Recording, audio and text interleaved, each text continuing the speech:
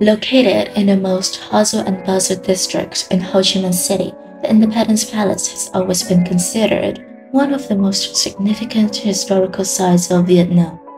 Despite the popularity the palace has gained through the years, thanks to its brilliant French architecture, not many people have known the meaningful story of the Vietnamese behind its glorious look. So today, let me play the role of an enthusiastic tour guide. Together we are going to see through this palace.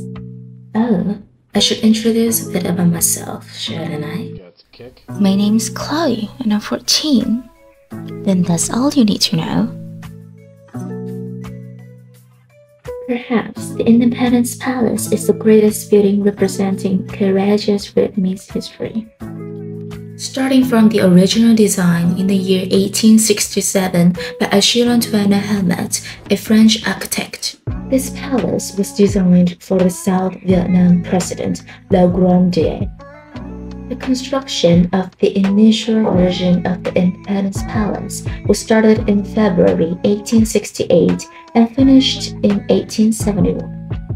At that time, it was called the Northern Palace. No longer belonged to the government.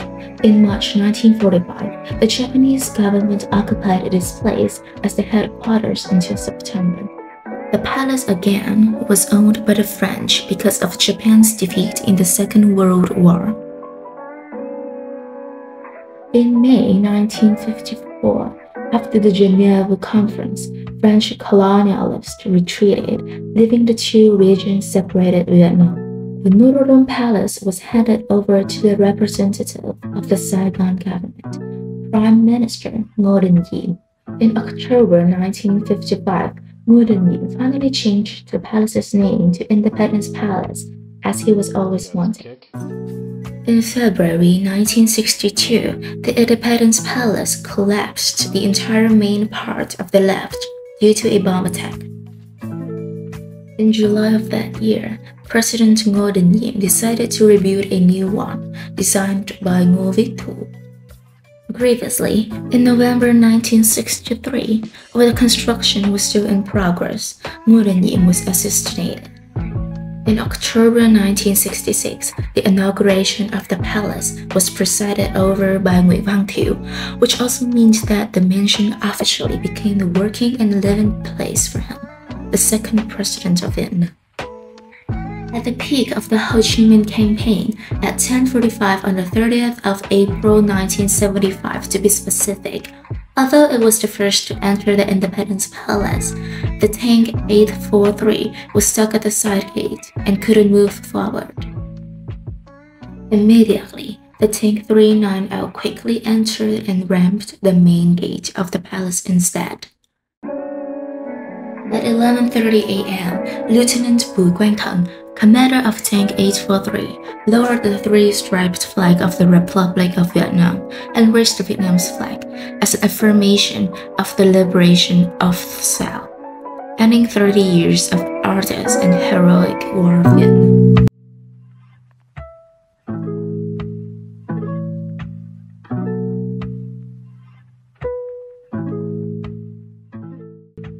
Now, let's move on to the architecture of this marvelous historical building, which does a great job of merging modern architecture and Oriental traditional features.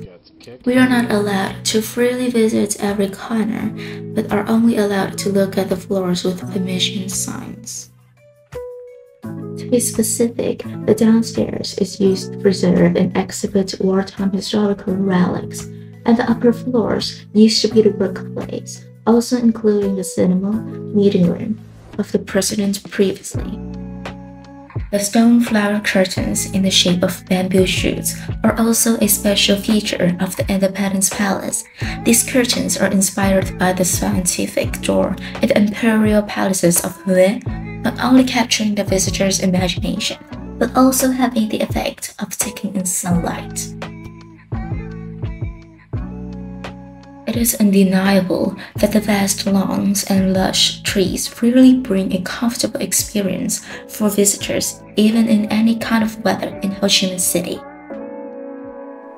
This enormous overlawn with such a lively fountain in the middle would be a great background for your photos, wouldn't it? Running across the front hall is the semicircular lake. It looks such a miniature lotus pond, right?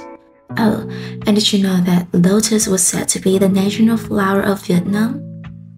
With an area of 4,500 square meters, including 3 main floors, 2 mezzanines, ground floor, 2 basements, and a terrace for helicopters to land, more than 100 rooms, and the list goes on, estimating it will take you a whole day to visit the palace.